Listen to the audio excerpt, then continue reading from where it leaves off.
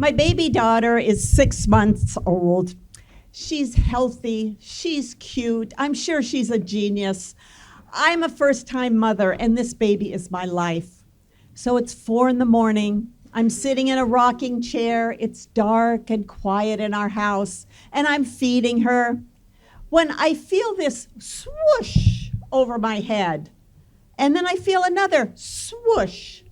So I turn on the table lamp, and there on my daughter's white lacy curtains is a bat.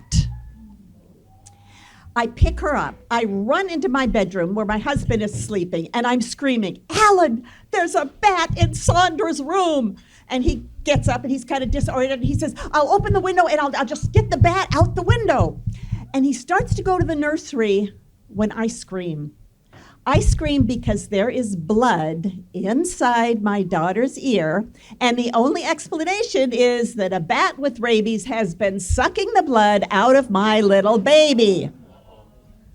So I say, wait a minute, I read something in Reader's Digest that you have to capture these bats. You can't just get rid of them. They have to be tested for rabies.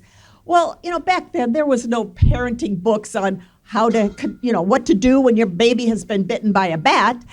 And there was no Google at that time. So Alan calls 911, and he explains what's happened. And the 911 dispatcher says, yes, you have to kill the bat, and then you're going to get it tested.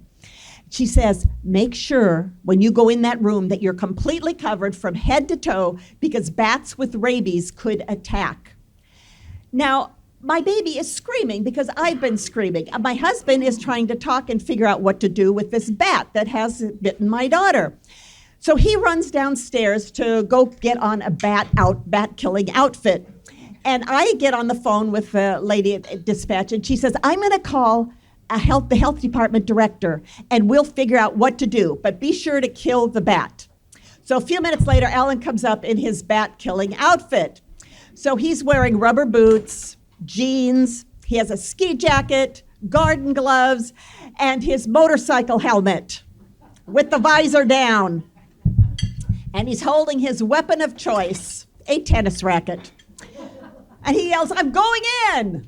So he goes into the nursery, and I hear this crashing and banging and just all this noise and commotion, and I can only imagine what's going on in that room. He comes out and he says, I can't do it. There's a baby bat clinging to the mother bat.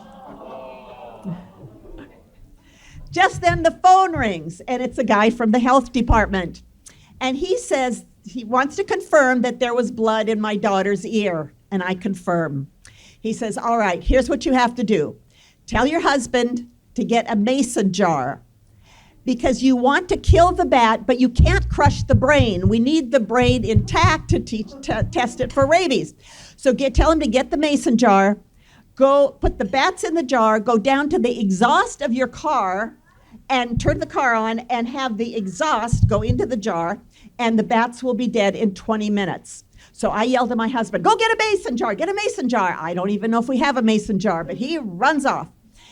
And then the health department guy keeps going with me, and he says, now, Silvana, listen carefully. Your daughter's life is at stake.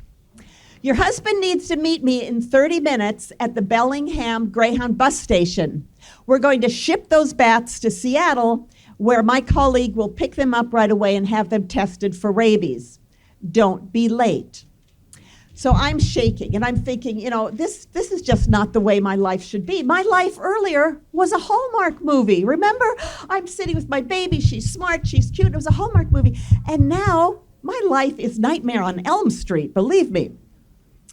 And so then he keeps going. I mean, you'd think this is bad enough. He keeps going, and he says, I've called some doctors in New York, because if your daughter has rabies, we have to put several shots, and one of them has to go into her ear. And we have specialists figuring out how to give a shot to a 6-month-old baby. So, I mean, this baby is my life. This is all I'm living for. And I just don't know what to do. I'm just panicking. Just then Alan comes racing up the stairs, and he waves this mason jar. He runs into the room, and again, I hear crashing, I hear banging, I hear a shelf come down, and finally he comes out, and triumphantly he holds this jar up with 2 bats in it, and it's covered with a copy of Goodnight Moon. And he races down to the garage. And so I'm thinking, okay, in 20 seconds, those bats will be dead, and he can make it just in time to get to the Greyhound bus station. So I look at the clock on my little nightstand, and 1 minute goes by, 2 minutes goes by, 3 minutes goes by, and still he has not left, and I'm starting to panic. 4 minutes goes by, he's not left. We have barely time to get down to that Greyhound bus station to catch the bus. Finally, I take my baby, we go downstairs, and there he is. He's crouched down. He's holding that jar with the exhaust going, and he looks at me and he says, "They won't die." And everything inside me is just in turmoil. Now, I was a card-carrying member of PETA for 3 years. I don't want these bats to die. But again, my entire life is this baby in my arms. What am I to do? I mean, we've got to do what we have to do. We have to kill those bats. That's what parents do. So we're still thinking, and all of a sudden, Alan gets this look on his face that I've seen many times. He's the most creative person I've ever seen. And he yells, "We'll nuke them!" And he runs in the house with the jar with Goodnight Moon on top and puts them in the microwave. My first thought is, I'm buying a new microwave. We turn on the microwave and we watch them die. And again, it's just agony inside of me. But what would any of you do? That's your baby, your daughter, your life is right there. There's no other choice. He gets the bats, races in the car, and he gets down to the bus station just in time. The health department guy is there with a big box that says, "Biohazardous material, danger, danger, do not touch." So bats get shipped and off they go to Seattle.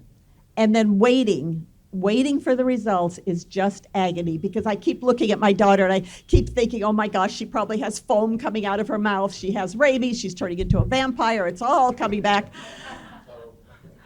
And it's just horrible. And finally we get the results. And again, it turns in, like all Hallmark movies, has a happy ending, no rabies. And even as we're raising our daughter, as she was a teenager, none of her teenage years could even compare to just that one night that we had with her, because that was our life and who knew what could happen. And for those of you that like facts, it takes 12 seconds to kill a bat in the microwave. Thank you.